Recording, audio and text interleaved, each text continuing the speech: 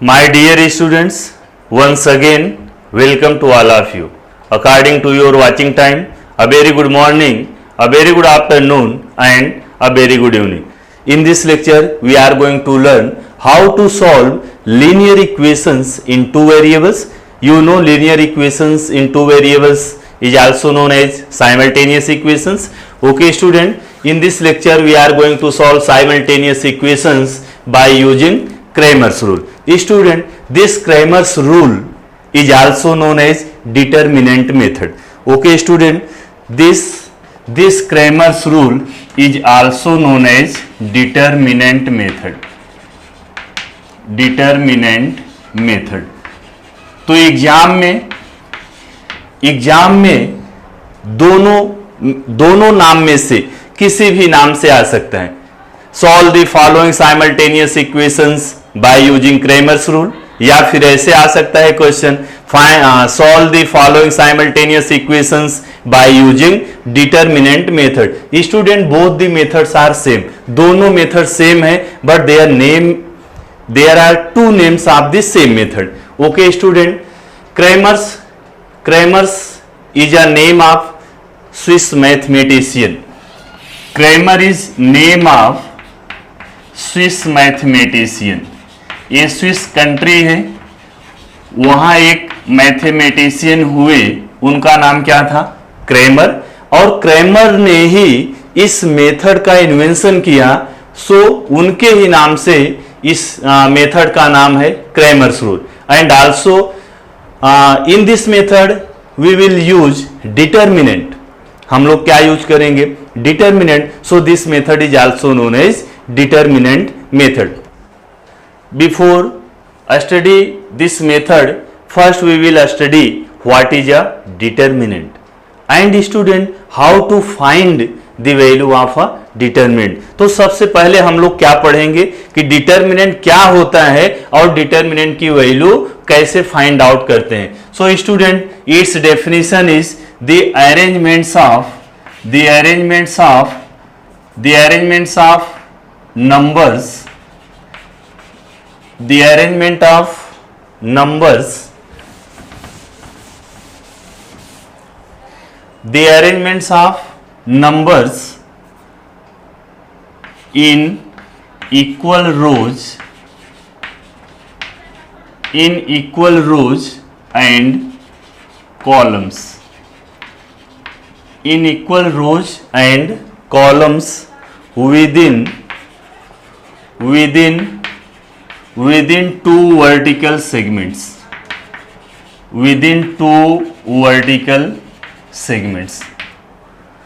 Okay students, what is a determinant?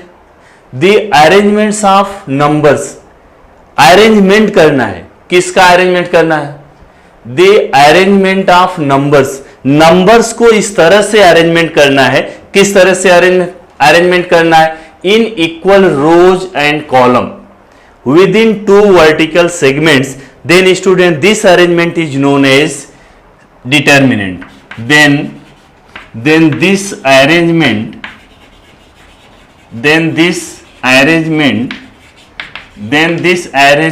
is known as determinant. Okay student, definition is clear. आइए इसको और हम लोग एक्सप्लेन करते हैं, इसको और अच्छे से समझते हैं. The arrangement of numbers. किसका अरेंजमेंट करना है? नंबर्स का. लेकिन अरेंजमेंट कैसे होना चाहिए? in equal rows and columns within two vertical segments. Within two vertical segment. Student, this is two vertical segment, and suppose that we have four numbers 4, 5, 6 and 10. Suppose that we have these four numbers and arrange these four numbers in equal rows and equal columns.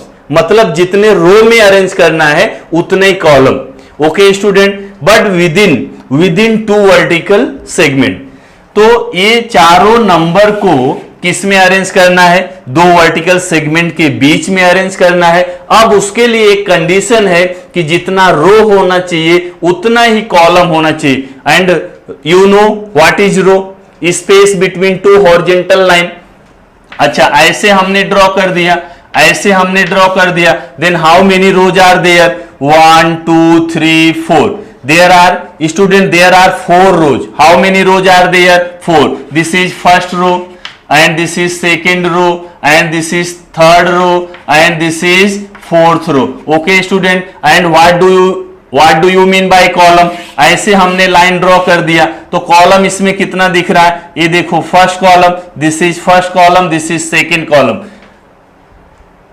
You are clear now what is a row and what is a column, okay student, these 4 numbers we are going to arrange in equal rows and columns। तो ये चारों number को दो vertical segment के बीच में जितना रो उतने ही column में अरेंज करना है। तो इसको हम लोग ऐसे अरेंज कर सकते हैं, यहां 4 लिख दिया, यहां सेकेंड नंबर 5 लिख दिया, यहां 6 लिख दिया, यहां 10 लिख दिया। Student this is known as a determinant and its order is 2, determinant of order 2, determinant of order 2। आगे आप नेक्स्ट स्टैंडर्ड में जाएंगे, 11th में जाएंगे तो वहां डिटर्मिनेंट ऑफ ऑर्डर 3 भी पढ़ना है। अच्छा how to decide order of a determinant, कोई भी डिटर्मिनेंट हो उसमें जितना रो होगा उतना ही कॉलम होगा। How many rows are there, this is first row and this is second row, okay, and this is first column and this is second column। so student in this determinant there are 2 rows and 2 column, so its order of this determinant is 2। अच्छा हमको 10th standard में जो determinant पढ़ना है वो order 2 का ही पढ़ना है, okay student. Now for example, वही एग्जांपल इधर लिख दे रहा हूं, 4 5 and 6 and 10। Student 4 and 5 are the numbers in first row and 6 and 10 are the numbers in second row, and in first column there are 2 numbers 4 and 6 and in second column there are 2 numbers 5 and 10। now student determinant is clear now, the arrangement of numbers in equal rows and columns within 2 vertical segments, then student this arrangement is known as determinant, okay। now everyone is clear, and student determinants are denoted by capital letters। determinant को कैसे हम लोग denote करते हैं, capital letter से। और student name of this is determinant, इसका first letter क्या है, डी है, तो मोस्टली हम लोग कैसे डिनोट करेंगे, डी से डिनोट करेंगे। तो let student this determinant denoted by D. And next question is how to solve this determinant. How to solve this determinant means find the value of determinant. एक 1 marks के लिए एक question आता है, find the value of the following determinant, जो नीचे determinant दिया है उसकी वैल्यू आप फाइंड आउट करो। तो कैसे फाइंड आउट करेंगे student, d is equals to, there are 4 numbers 4 5 6 10, 4 numbers consider as 4 points. मान लो ये चारों नंबर ये 4 पॉइंट ऐसे रिप्रेजेंट कर रहे हैं, तो इससे हम लोग क्या बना सकते हैं, देखो एक क्वाड्रिलेटरल बना सकते हैं, और इसको ज्वाइन कर दिया तो इसको क्या बोलते हैं, डायगोनल बोलते हैं। Student this diagonal is known as leading diagonal. कौन सा diagonal, this diagonal is known as leading diagonal.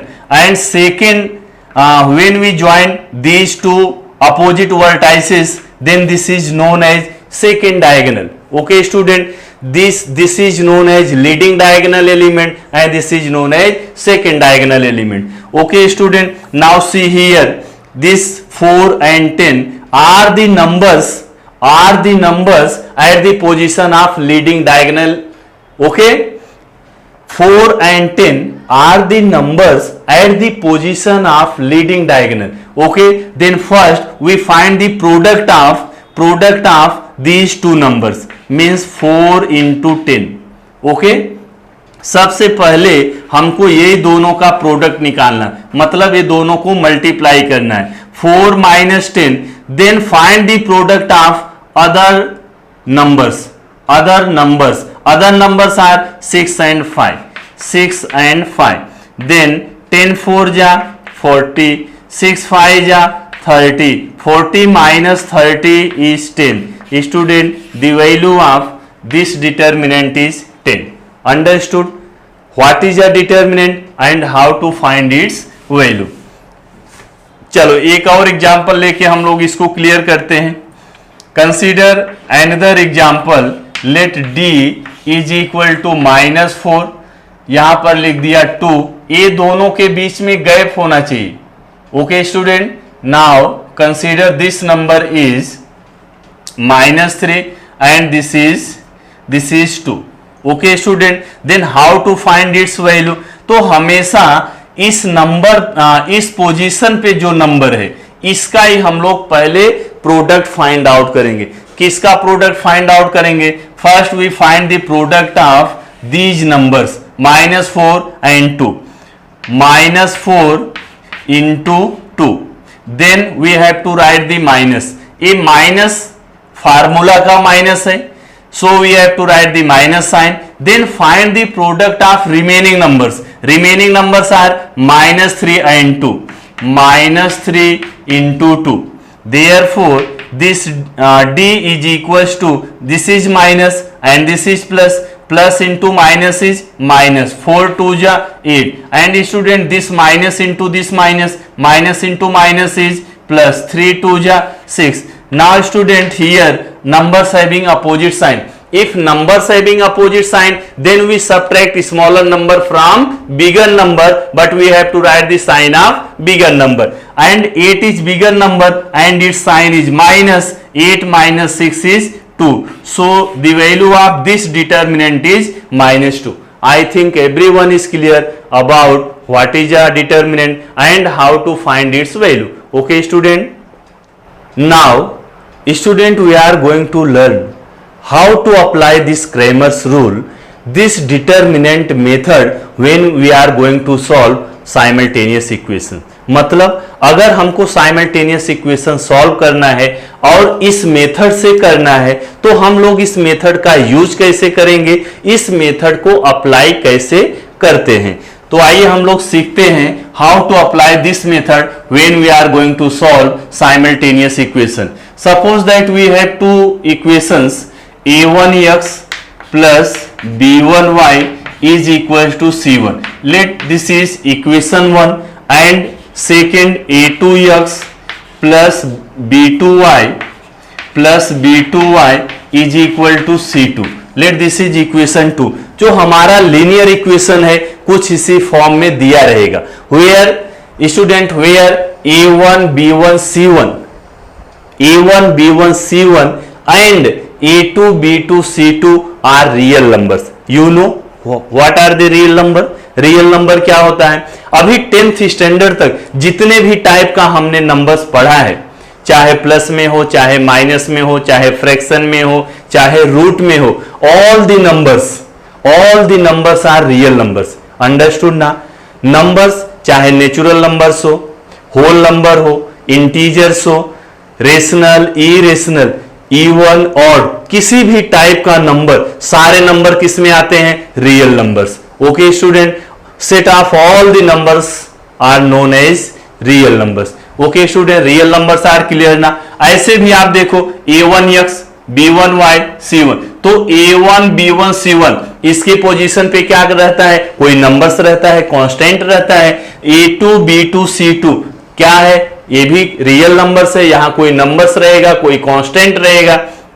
अच्छा, एक और चीज इंपॉर्टेंट, जब भी आप क्रैमर रूल अप्लाई करोगे, जब भी आप क्रैमर रूल अप्लाई करोगे तो क्या होना चाहिए student? Our simultaneous equation should be in standard form. Linear equation कौन से फॉर्म में होना चाहिए? स्टैंडर्ड फॉर्म में होना चाहिए. But what is standard form of a equation? Student, when constant term is right hand side and all the variables terms are in left hand side, then equations are in its standard form. Okay, standard form is clear. Standard form क्या होता है? Constant किधर होना चाहिए? Right hand side में. Variables किधर होना चाहिए? लेफ्ट हैंड साइड में. You know what are the variables? जिसमें एक्स वाई एम एन जो भी वेरिएबल है, वेरिएबल का टर्म किधर होना चाहिए, लेफ्ट हैंड साइड में, कांस्टेंट टर्म किधर होना चाहिए, राइट हैंड साइड में। मतलब जब हम क्रैमर्स रूल अप्लाई करेंगे, डिटर्मिनेंट मेथड अप्लाई करेंगे, तो equation should be in its standard form. Okay student, तो हमने स्टैंडर्ड फॉर्म में लिया है, स्टैंडर्ड फॉर्म में लिया है। देखो C1 C2 are constant and they are in right hand side. Okay student, when we are going to use Cramer's rule, then student first we find the D, first we will find D। क्या हम लोग पहला काम क्या करेंगे, क्या find out करेंगे D। But how to find this D, D को, D मीन्स स्टूडेंट डिटर्मिनेंट, क्या हम लोग फाइंड आउट करेंगे, determinant. How to find D, how to write D, D को कैसे लिखेंगे, पहला क्वेश्चन तो यही है, इस डिटरमिनेंट को हम लिखेंगे कैसे। सेकेंड क्वेश्चन आता है कि सॉल्व कैसे करेंगे। Okay student, then how to write D, तो याद हो गया पहला काम क्या करना है, first we will find D। तो then how to write this D, student this is first row and this is second row. In first row, okay student, in first row we will write the coefficient of variables from equation 1. Please listen carefully. In first row, student, this is first row, in first row we will write the coefficients of variables from equation 1 and 2. मतलब ये जो first row है, equation 1 से हम लोग क्या लिखेंगे, coefficient of variables. तो variables are x and y and their coefficients are a1 b1 understood ना। In first row we will write coefficients of variables from equation 1। Okay understood. And in second row we will write coefficients of variables from equation 2. Student, this is equation 2 and variables are x and y and their coefficients are a2 and b2. So in second row we will write a2 b2. Understood? Student, this is D. तो D को ऐसे ही लिखना है। तो बात समझ में आ गई क्या, हम लोग D कैसे लिखेंगे, इक्वेशन 1 से एक्स वाई का कोएफिशिएंट a1 b1, इक्वेशन 2 से a2 b2 सेकेंड रो में आ गया। नाउ क्लियर ना। And how to find its value, इसकी वैल्यू आप कैसे फाइंड आउट करोगे, student first find the product of these numbers. पहले ये जो पोजीशन पे नंबर्स हैं, पहले इसका प्रोडक्ट फाइंड आउट करेंगे। अगर पहले आपने इसका फाइंड आउट कर लिया तो wrong. Okay student, then find the product of leading diagonal elements a1 into b1. Okay, sorry, this is b2, then we will write minus sign, and then after this we will find the product of remaining numbers. The remaining numbers are a2 b1, then a2 b1। अच्छा, यहां तो हमने method को explain करने के लिए सब variable लिया है, a1 b1 c1 लिया है। यहां अगर कोई नंबर्स रहेगा तो इसकी वैल्यू आ जाएगी, इसको सॉल्व करेंगे कोई एक नंबर्स आ जाएगा। Okay student, after finding D find out करने के बाद we will find D of x। क्या फाइंड आउट करेंगे, D ऑफ x। ये D ऑफ x को सफिक्स में लिखना है, सफिक्स मतलब थोड़ा सा नीचे, ऐसे नहीं लिखना है D ऑफ x, ऐसे नहीं लिखना है student, this one is wrong. D of x suffix में लिखेंगे x, थोड़ा सा नीचे। Okay student, this is known as determinant of x, इसको क्या बोलते हैं, determinant of x। And how to write determinant of x, determinant of x कैसे लिखेंगे। अब student determinant of x, when we will write determinant of x then delete the coefficient of x। अब D का ही help लेना है, किसका help लेना है, D का। ये देखो यहां पर a1 a2, what are the a1 and a2, student a1 and a2 are the coefficient of x। Okay, now this one is clear. a1 a2 क्या है, x का कोएफिशिएंट है। तो जब हम D ऑफ x लिखेंगे तो इसमें x का कोएफिशिएंट नहीं लिखना है, बात समझ में आ रही? जब हम डी ऑफ एक्स निकालेंगे तो x का कोएफिशिएंट लिखना नहीं है। तो x का कोएफिशिएंट देखो एक्चुअली लिखा किधर है? फर्स्ट कॉलम में लिखा है, यही है ना x का कोएफिशिएंट। फर्स्ट कॉलम में क्या लिखा है? x का कोएफिशिएंट। लेकिन जब d ऑफ x निकालेंगे तो x का कोएफिशिएंट लिखेंगे नहीं, तो फिर इसकी जगह पर क्या लिखना है? कांस्टेंट टर्म लिखना है। Constant term are c1 c2। तो यहां पर फर्स्ट कॉलम में क्या लिख देंगे? c1 c2 and coefficient of y b1 b2। Okay student, अब इसको जब आप d ऑफ x निकालोगे तो याद क्या करोगे? जब हम d ऑफ x निकालेंगे we can not write the coefficient of x। Okay, x का कोएफिशिएंट नहीं लिखना है। किसमें नहीं लिखना है? जब आप d ऑफ x निकालोगे। अच्छा, अब याद करने का आपको मेथड बता रहा हूं, कैसे आप याद करोगे कि इसमें x का कोएफिशिएंट नहीं लिखना है। ये देखो क्या लिखा है? d of x। इसका मीनिंग क्या होता है? Determinant of x। Okay student, this is determinant of x। अब जब हम लिखेंगे तो याद क्या करेंगे? Delete, d means delete coefficient of x, मतलब x का कोएफिशिएंट जो है इसको डिलीट कर दो। x का कोएफिशिएंट डिलीट कर दिया, ये दोनों को नहीं लिखना है। नहीं लिखना है तो इसकी जगह पर क्या आ जाएगा? कांस्टेंट टर्म आ जाएगा। y का कोएफिशिएंट लिखेंगे। अब आपको डिटर्मिनेंट सॉल्व करने आता है। d इज इक्वल टू क्या? पहले ये दोनों का प्रोडक्ट निकालेंगे, c1 b2 then minus c2 b1। Okay student, now d of x is clear ना? d of x is clear. After finding d of x, we will find d of y. After finding d of x, we will find d of y. When you find d of y, then student remember this, delete coefficient of y. तो हम coefficient of y को नहीं लिखेंगे, मतलब उसको delete कर देंगे। Coefficient of y है किधर? ये देखो सेकंड कॉलम में है ना, b1 b2। यहां से देखो b1 b2 are the coefficient of y, but when we will write d of y then delete coefficient of y। तो हमको d ऑफ y में y का कोएफिशिएंट नहीं लिखना है। नहीं लिखना है मतलब ये b1 b2 वहां नहीं लिखेंगे। तो b1 b2 नहीं लिखेंगे तो फिर क्या लिखोगे? c1 c2 लिखेंगे, कांस्टेंट टर्म लिखेंगे। So here we will write c1 c2 and we will write coefficient of x a1 a2। x का कोएफिशिएंट लिखेंगे a1 a2। Okay, now clear ना? Then d of y, how to solve this? a1 into क्या? c2। first find the product of numbers at the position of leading diagonal। Okay student, पहले क्या find out करना है? ये दोनों का product find out करना है a1 a2। आपको ऐसे कुछ डायग्राम बनाना नहीं है, मैं आपको समझा रहा हूं, इसके लिए बना रहा। पहले ये दोनों को क्या करेंगे? मल्टीप्लाई करेंगे, a1 into c2, then we will write minus. After finding this we will find the product of remaining numbers. Remaining numbers are a2 c1, so a2 into c1।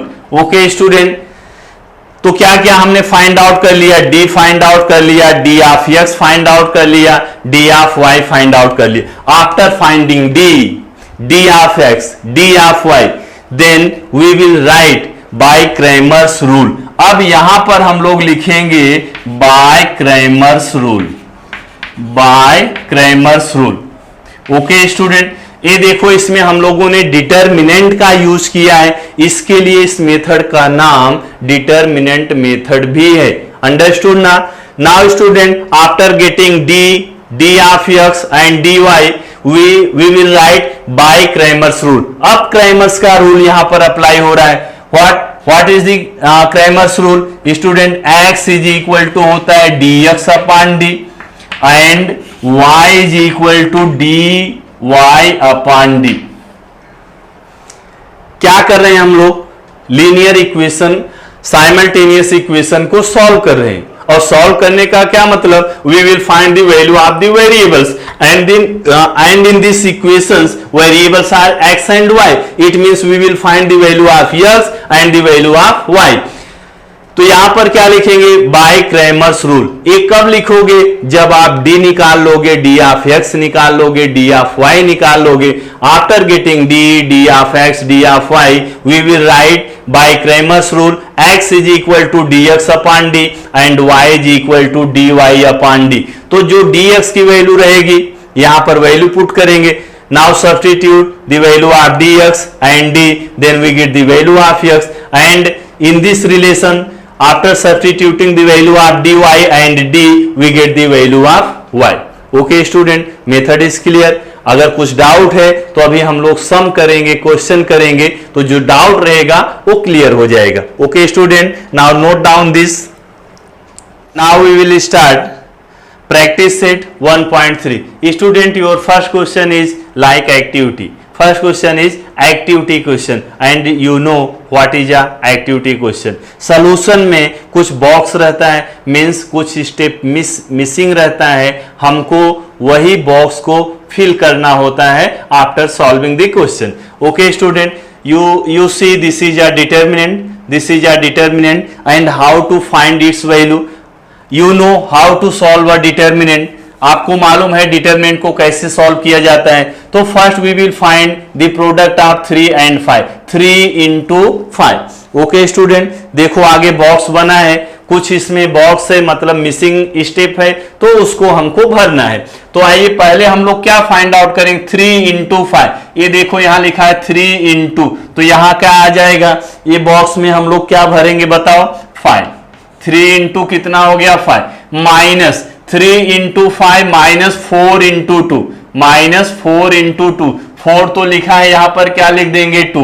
Now 3 5 या 15, तो यहाँ देखो इक्वल लिखा है, तो 3 5 या कितना हो गया 15। Okay student, and this one is 4 2 जा 8, 8 यहाँ पहले से लिखा है, then 15 minus 8 is 7। So student your answer is 7। बात समझ में आई क्या? ये देखो डिटरमिनेंट दिया है, इसके आगे इसको सॉल्व किया है, कुछ बॉक्स लिखा है, मतलब उसमें कौन सा नंबर आएगा मालूम नहीं, तो हमको सॉल्व करके वो नंबर्स निकालना है। So it's answer is 7। Okay student, now note down this. Okay, now second sum is find the values of the following determinant. Find the values of the following determinant. First determinant is given that -1 7 2 4। इसकी value find out करना है, और 1 marks के लिए एक determinant आता है exam में। हर एग्जाम में जब आपका बोर्ड एग्जाम होगा उसमें एक डिटरमिनेंट 1 मार्क्स के लिए आता है। तो find the values of the following determinant. Second question क्या दिया है, डिटरमिनेंट दिया है, उसकी वैल्यू आपको फाइंड आउट करना है। तो चाहे तो आप इसको ऐसे लिख सकते हैं, ये जो डिटरमिनेंट दिया है ना, इसको लिख दो, let this determinant denoted by D. Okay, then D is equal to, first we will find the product of -1 and 4। हमेशा याद रखो इसका ये प्रोडक्ट पहले निकालेंगे, देन -1 into 4, माइनस लिखना है आपको, फार्मूला क्या है, then 2 into 7। Okay, now this is plus, this is minus, 4 into 1 कितना आ गया 4, plus into minus is minus, minus 7 2 जा 14। Student, here both the numbers having same sign, both the numbers having same sign, and you know if numbers having same sign then we will write the same sign, then we will write the same sign and plus the numbers। जब numbers का sign same होता है तो हम लोग वही same sign लिखते हैं और नंबर्स को क्या करते हैं, प्लस कर देते हैं। 14 + 4 कितना हो जाएगा 18। So the value of this determinant is -18। Now second is given that determinant, second is given that, चलो इसको भी डी कंसीडर कर लिया, let D is equals to 5 3 -7 and 0। Okay student, then D is equal to, first we will find the product of 5 and 0, तो 5 into 0 minus this 7, -7, this is -7 into this is 3, 5 0 जा 0, minus into minus plus, 7 3 जा 21, then d is equal to 21 plus 0 is 21। so the value of this determinant is 21। Okay, now clear na? Okay student, pause the video and note down the solution. Now we will solve the third sum of second question. Now its third is given that determinant of 7/3, 5/3 and the numbers in second row is 3/2 and 1/2. Okay student, how to solve this determinant? Let this determinant denoted by D. ये determinant को क्या consider कर लिया? D. तो D is equal to, first find the product of these two numbers, means 7/3 into 1/2, then minus this 3/2 into 5/3. How to multiply two fractions? How to find the product of two fractions? कोई दो fraction है तो उसका product कैसे find out करते हैं? Multiplying numerator into numerator and denominator into denominator. जब हम दो फ्रैक्शन को मल्टीप्लाई करते हैं तो न्यूमरेटर का न्यूमरेटर से 7 1 जा 7, 3 2 जा 6, देन 3 5 जा 15, 2 3 जा 6. Okay student, now there are two fractions 7/6 and 15/6. ये क्या है? ये क्या है? This is the subtraction of two fractions.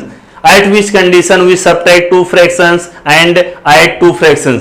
आप दो फ्रैक्शन को कब प्लस कर सकते हैं, कब माइनस कर सकते हैं? When its denominators are equal.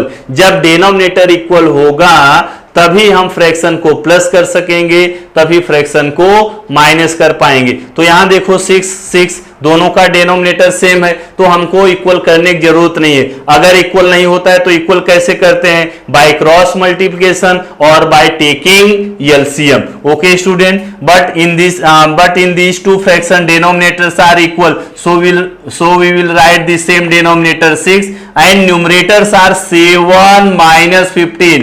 7 minus 15 and you know 7 minus 15 is minus 8. Okay student, these two numbers having opposite sign, then we subtract the smaller number from bigger number and we will write the sign of bigger number. बात समझ में आ रही क्या? जब दो number का sign opposite होता है तो हम लोग नंबर्स को माइनस करते हैं और साइन किसका लिखते हैं? बिगर नंबर का. And denominator is 6. Okay student, तो this 8 and this 4 cancel out by 2, तो 2 4 जा, यहां पर -4 2 3 जा. So answer is -4/3. तो यहां D इज इक्वल टू क्या लिख देंगे? What is the answer? D is equal to -4/3. Okay student, clear ना? How to find the value of determinant. Okay, method is clear. Okay student, now we will solve third sum. Solve the following simultaneous equations by using Cramer's rule. Okay student, pause the video and note down these solutions. Okay student, now third sum is solve the following simultaneous equations by using Cramer's rule. First is given that, question number third, its first part is given that 3x minus 4y is equals to 10. Let this is equation 1 and second is given that 4x plus 3y is equals to 5. Let this is equation 2. When we are going to use, जब भी हम लोग Cramer's rule use करेंगे, then first we will find D. After finding D, we will find D of x and after finding D of x, we will find D of y. Then after getting D of x, D of y, we will write by Cramer's rule and formula is x is equals to D of x upon D and y is equal to D of y upon D. तो दोनों equation हमने लिख लिया. पहला क्या हम लोग find out करते हैं? D. ओके स्टूडेंट, फर्स्ट क्या फाइंड आउट करेंगे? D. अब D आप कैसे लिखोगे? By using equation 1 and 2. In first row we will write the coefficient of variables में बोल रहा, कोएफिशिएंट ऑफ एक्स वाई नहीं. क्यों? कोई सम आएगा जिसमें वेरिएबल mn हो सकता है, वेरिएबल a एंड b हो सकता है, अदर वेरिएबल्स हो सकता है, जरूरी नहीं कि हमेशा वेरिएबल एक्स वाई ही दिया रहे। Okay, now variable coefficient of variables from equation 1 are 3। ये देखो एक्स का कोएफिशिएंट कितना है 3, वाई का बताओ 4, 4 नहीं है -4, तो ये ध्यान रखना। प्लस है तो प्लस लिखने की जरूरत नहीं होती है, अगर माइनस है तो माइनस आपको लिखना है। Now from equation 2 coefficients of variables are 4 and 3, so these coefficients write in second row 4 and 3.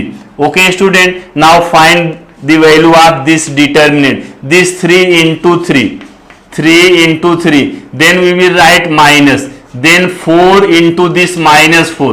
Okay, now 3 3 ja 9, minus into minus is plus, 4 4 ja 16, therefore d is equal to 9 plus 16 is 25, तो d निकल गया, कितना निकल गया 25।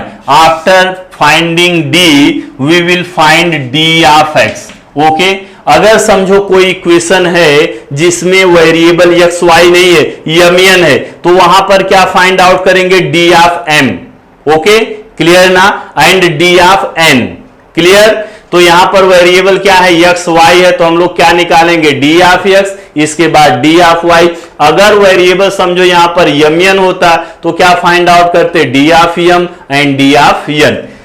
And how to write D of X, D of X कैसे लिखते हैं, delete coefficient of X, मतलब एक्स का कोएफिशिएंट अभी नहीं लिखना है, डिलीट कर देना है। तो आइए एक्स का कोएफिशिएंट क्या है, देखो 3 4 3 4, यहीं लिखा है ना 3 4, तो यहां पर एक कोएफिशिएंट नहीं लिखना है, तो क्या लिखना है, constant terms, constant terms are 10 and 5, so we will write here 10 and 5। And coefficient of y, y का कोएफिशिएंट उसमें लिखना है, y का कोएफिशिएंट क्या है, -4 3, यहां देखो लिखा है -4 3, तो ये सेकंड कॉलम में आ जाएगा -4 3। तो इसको और सॉल्व करते हैं, d of x is equal to 10 into 3, 10 into 3, then -5 into -4, 10 3 ja 30, this minus into minus is plus, 5 4 ja 20, 30 plus 20 is 50, this d of x is equal to 50।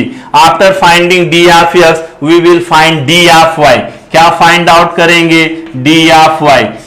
और d ऑफ y कैसे लिखेंगे, इसमें y का coefficient लिखना है, नहीं लिखना है, delete.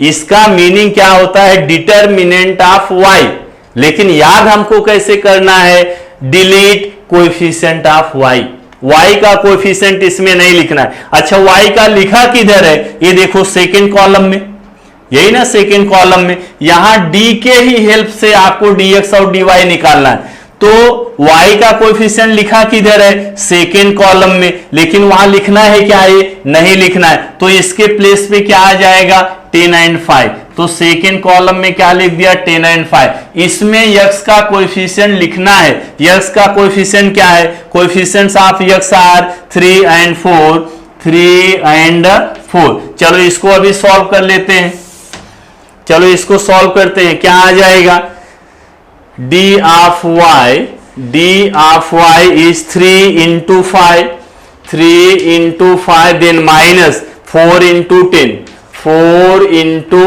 10, this 3 5 ja 15, minus 4 10 ja 40, so we get d of y, 15 minus 40, 15 में से 40 माइनस होगा, नहीं होगा, तो बड़े नंबर का साइन यहां लिख दो, 40 में से 15 निकाल दो, कितना आ जाएगा, 25 आ गया। Student, after getting d of x and d of y we will write here by Cramer's rule। क्या यहां पर हम लोग लिखेंगे, by Cramer's rule। Cramer's rule क्या होता है, x is equal to d of x upon d and y is equal to d of y upon d। now substitute the value of dx, dx की value बताओ कितना है, dx is 50, so dx is 50 and the value of d is 25, तो यहां क्या लिख देंगे, 25। Okay student, तो दिस 50 कैंसल आउट बाय 25, 25 1 जा 25 2 जा, तो x की वैल्यू बताओ कितना आ गया, 2, x की value 2 and student in this side y is equal to d of y is equal to d of y, and d of y is minus 25, and the value of d is 25. This is minus 25 and this is 25. 25 1 ja, but this is minus 1. Y is equal to minus 1. Student, this is answer. In final line, write the answer. Write the answer. X is equal to 2 and y is equal to minus 1. Pause the video and note down this solution. अभी हम लोग और question करेंगे. अगर method में कुछ doubt रहेगा तो आपका आगे क्लियर हो जाएगा. Okay student, now we will do second sub question of question number 3. Okay student, first हमने कर लिया, कंप्लीट कर लिया. अगर आपको कुछ डाउट होगा क्रैमर्स रूल में, अगर कुछ भी डाउट होगा तो इस सम में क्लियर हो जाएगा. तो सेकेंड सम देखते हैं. सेकेंड सम क्या है? 4x plus 3y minus 4 is equals to 0, and second equation is given that 6x is equals to 8 minus 5y. Student, first when we apply this method, equation should be in standard form. Equation कौन से form में चाहिए? Standard form में. But what is the standard form? Right hand side should be constant term and left hand sides should be variables. It means constant terms should be in right hand side and variables terms are in left hand side. मतलब constant term किधर होना चाहिए? Right hand side में होना चाहिए, और variables term किधर होना चाहिए? लेफ्ट हैंड साइड में. पहला ही हमारा काम यही होना चाहिए कि हम इक्वेशन को ध्यान से देखें और ये डिसाइड करें कि स्टैंडर्ड फॉर्म में है कि नहीं है. अगर स्टैंडर्ड फॉर्म में नहीं है तो first we will write the given equation in standard form. Okay student, and you see this first equation is 4x plus 3y minus 4 is equals to 0. Student, you see here is minus 4 which is constant term and this is in left hand side. ये कहाँ होना चाहिए? Right hand side में होना चाहिए. मतलब standard form में नहीं है, तो इसको हम लोग स्टैंडर्ड फॉर्म में कन्वर्ट करेंगे. Then this equation we can write as 4x plus 3y. This minus 4 taken this side becomes plus 4. Let this is equation 1. Okay student, understood now? And now second equation, you see second equation minus 5y is in right hand side, लेकिन ये होना कहाँ चाहिए था? This is student, this is variable term. This term should be in left hand side. Left hand side में होना चाहिए, तो इसको हम लोग left hand side में कर लेते हैं. Left hand side में ऑलरेडी क्या है? इधर 6x है. When this term minus 5y taken this side becomes plus 5y, and constant term is already in right hand side, so here we have to write 8. Let this is equation 2. Understood? पहला काम हमारा क्या होना चाहिए? Equation को देखेंगे standard form में है कि नहीं है. अगर नहीं है तो स्टैंडर्ड फॉर्म में कन्वर्ट करेंगे. स्टैंडर्ड फॉर्म का मतलब कांस्टेंट टर्म किधर होना चाहिए? राइट हैंड साइड में. वेरिएबल्स टर्म किधर होना चाहिए? लेफ्ट हैंड साइड में. Okay student, now first we will find D. क्या पहला काम है? अब क्या काम करना है? डी फाइंड आउट करना है. But how to write D? In first row write the coefficients of variables from equation 1. This is equation 1 and variables are x and y. Coefficient of x is 4 and coefficient of y is 3. And in second row we will write the coefficient of variables from equation 2. X its coefficient is 6, y its coefficient is 5. Okay student, now find its value. D is equal to, first find the product of these two numbers, 4 into 5, then minus 6 into 3. This is 4 5 ja 20, minus 6 3 ja 18. Then D is equals to 20 minus 18 is 2. तो D की value कितना मिल गई? 2 मिल गई. अब इसके बाद हम लोग क्या फाइंड आउट करेंगे? D of x. Now D of x, तो याद आ रहा है क्या? D of x में क्या हम लोग याद करेंगे? Actually student this is determinant of x, लेकिन हमको याद कैसे करना है? Delete coefficient of x, x का जो कोएफिशिएंट है उसको यहां लिखना नहीं है। बात समझ में आ रही क्या? x का कोएफिशिएंट इसमें लिखना नहीं है। तो x का कोएफिशिएंट देखो है किधर, x का कोएफिशिएंट क्या है? 4 है और क्या है? 6 है। तो ये 4 6 कहां लिखा है बताओ? फर्स्ट कॉलम में लिखा है। अब ये फर्स्ट कॉलम में x का कोएफिशिएंट नहीं आएगा तो फिर क्या लिखेंगे हम लोग? Constant terms, and constant terms are 4 and 8. So in first column write down constant terms 4 and 8. Okay student, now in second column you see these are the coefficient of y, and in second column we will write the coefficient of y, and coefficient of y are 3 and 5. Clear now how to find d of x? Then this d of x is equal to 4 into 5, 4 into 5, then minus 8 into 3. This 4 5 ja 20, 8 3 ja 24, and d of x 20 minus 24. 20 में से 24 minus होगा नहीं, then we will write the sign of bigger number. Student, this one is bigger number and its sign is minus, then we will write the sign minus, and 24 minus 20 is 4. Then we get the value of dx is minus 4. After getting dx we will find d of y, and d of y कैसे आपको बताया मैं याद करने के लिए? Delete coefficient of y. y का coefficient इसमें नहीं लिखना है। अच्छा, y का कोएफिशिएंट किधर है? ये देखो, ये x का कोएफिशिएंट है, ये y का कोएफिशिएंट है। तो y का कोएफिशिएंट किधर लिखा है? सेकंड कॉलम में। तो वहां पर लिखेंगे नहीं, तो इसके प्लेस पे क्या आ जाएगा? Constant term, and constant terms are 4 and 8.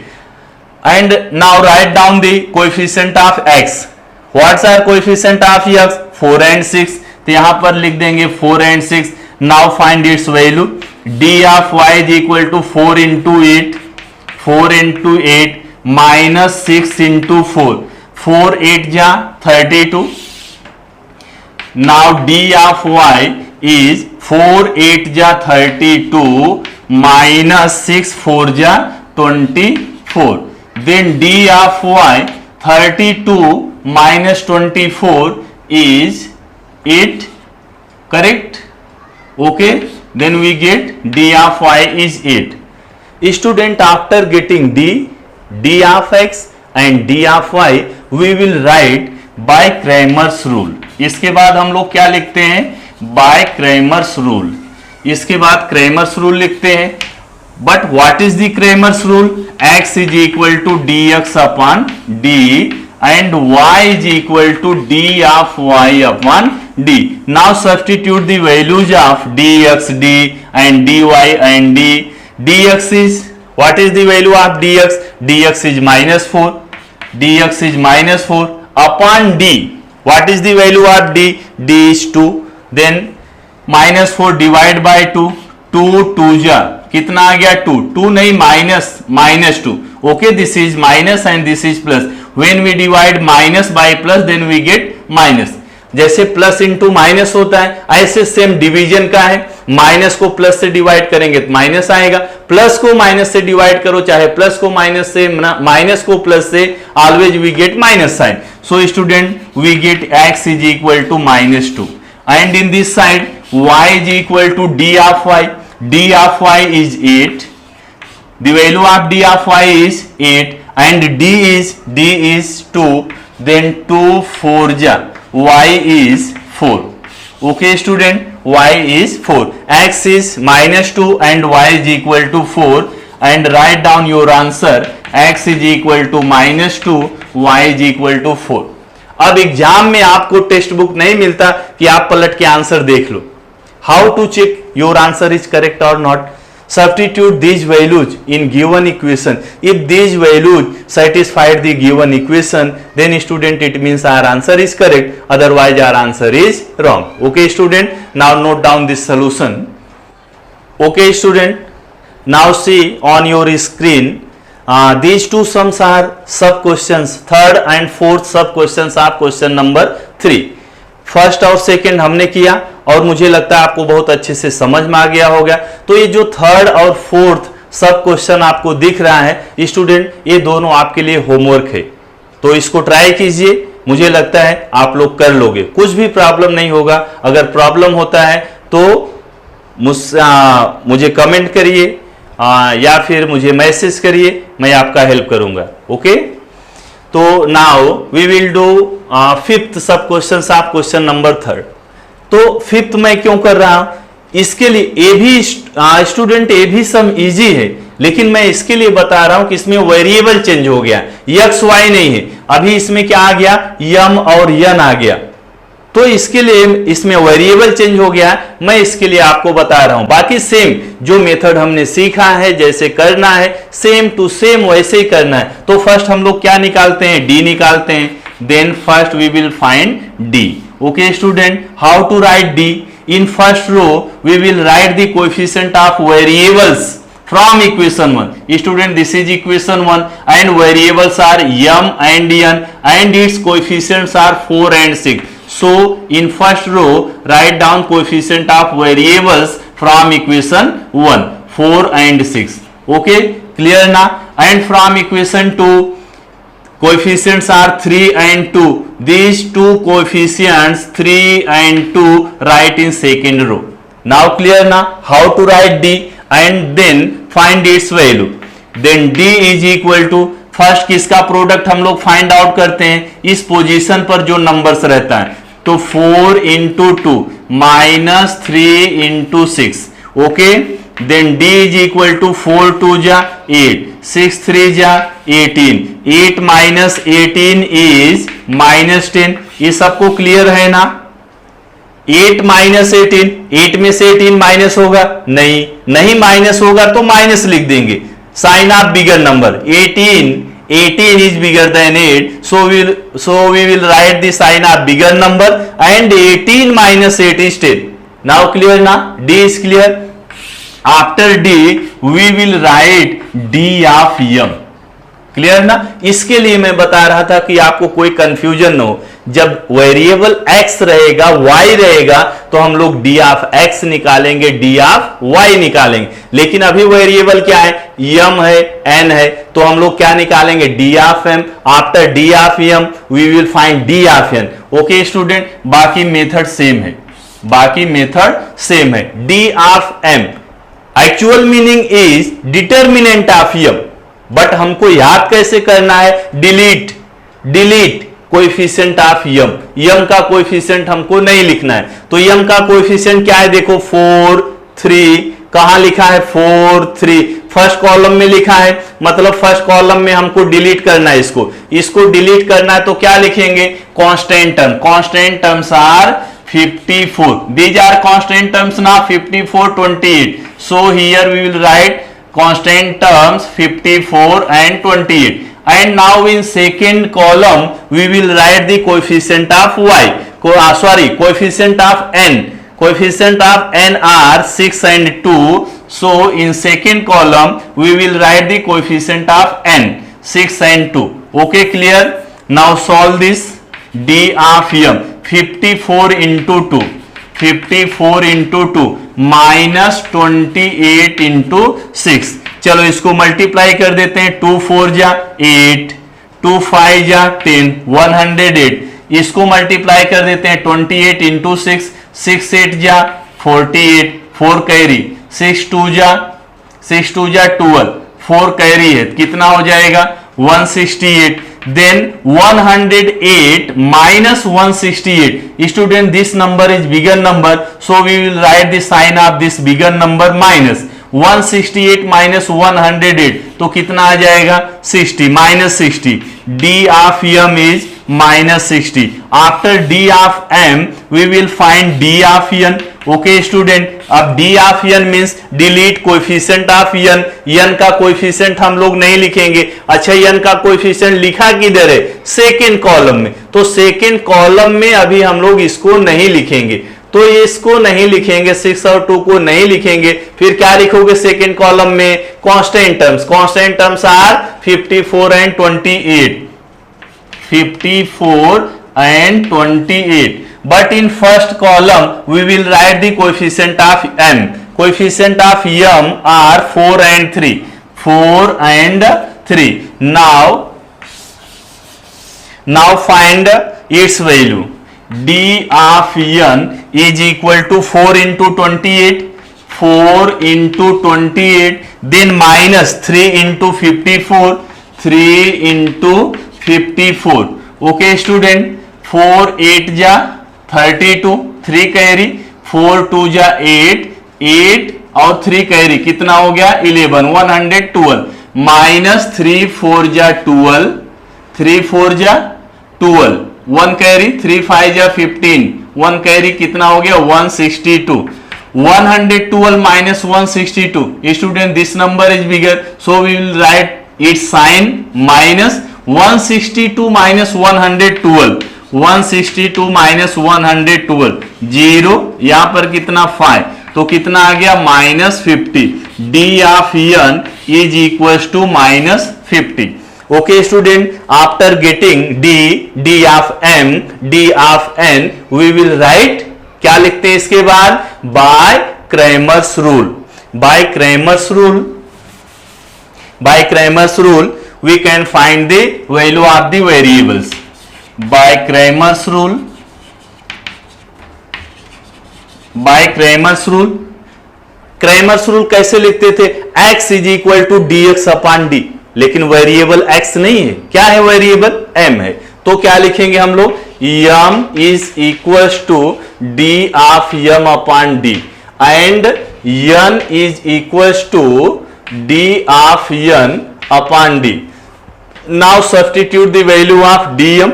Dm is, what is its value, -60, then -60 upon d, d is -10, d is -10, -10, this minus minus cancel, 10 6 जा 10 6 जा 60, तो m की वैल्यू कितना मिल गई, 6 मिल गई, m is 6, and student in this side n is equal to d of n, and d of n its value is -50, divide by d, and d is -10, this minus cancel out by minus, and 10 5 ja 50, so we get n is equal to 5.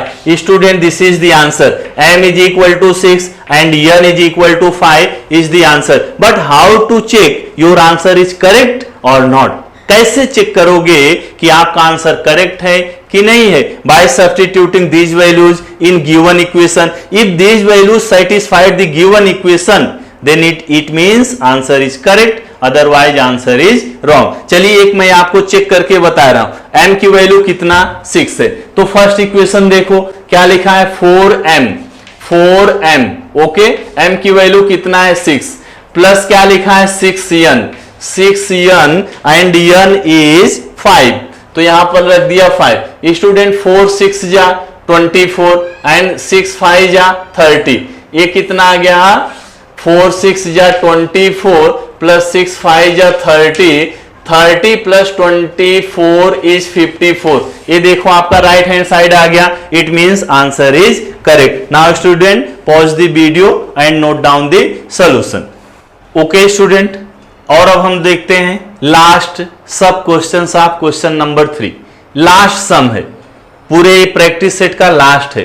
Question number 3 में total कितने सब questions हैं, 6 हैं, जिसमें हमने first second किया, third fourth आपको homework दिया, फिर हमने फिफ्थ सॉल्व करके बताया. अभी और कौन सा कर रहे हैं, लास्ट 6 सब क्वेश्चंस ऑफ क्वेश्चन नंबर 3. इसको बताने की क्या जरूरत है, बताने की जरूरत नहीं है, आप इसको सॉल्व कर सकते हैं. लेकिन थोड़ा सा इधर दिख रहा है फ्रैक्शन, और जहां फ्रैक्शन रहता है तो थोड़ा सा टेंशन हो जाता है, तो टेंशन की जरूरत नहीं है. तो पहला काम हम लोग क्या करेंगे, ये देखो जो अपान में 2 लिखा है, इधर जो अपान में 2 लिखा है, मतलब जो डिनोमिनेटर में 2 है, सबसे पहले इसको हम लोग क्या करेंगे, इसको एलिमिनेट कर देंगे. एलिमिनेट कैसे करोगे, दिस इक्वेशन मल्टीप्लाइंग बाय 2 से मल्टीप्लाई कर देंगे, तो जो डिनोमिनेटर में 2 है वो खत्म हो जाएगा. अच्छा, पहला इक्वेशन देखिए, 2x plus 3y is equal to 2. Okay, ये स्टैंडर्ड फॉर्म में है, वेरिएबल्स किधर है, इधर है, कांस्टेंट इधर है, तो इसको हम लोग फर्स्ट इक्वेशन कंसीडर कर लेते हैं. Let 2x plus 3y is equal to 2, this is equation 1. And second equation is given that x minus y upon 2 this is equal to 1/2। अभी इसको हम लोग सेकेंड इक्वेशन कंसीडर नहीं करेंगे। अच्छा, अगर इसको सेकेंड इक्वेशन कर लिया तो भी प्रॉब्लम नहीं है, बस कैलकुलेशन में आपका फ्रैक्शन फॉर्म में आएगा। ओके स्टूडेंट, तो इसमें हम लोग क्या करेंगे, multiplying this equation by 2, multiplying this equation by 2। किससे मल्टीप्लाई कर रहे हैं, 2 से। अच्छा, 2 से क्यों मल्टीप्लाई कर रहे हैं, ये जो डिनोमिनेटर में है ना, इसको हटाने के लिए। So student, first term is x multiplying by 2, second term is y by 2 multiplying by 2 and constant term in right hand side 1/2, this term is also multiplying by 2। जब आप लिखते हो इक्वेशन मल्टीप्लाइंग बाय 2, तो equation यहां से लेकर यहां तक होता है, दोनों साइड मिला के इक्वेशन बनता है। Okay student, now this is 2x minus ये 2 कैंसिल हो गया y, और ये 2 कैंसिल हो गया, इधर कितना आ गया 1। Let this is equation number 2।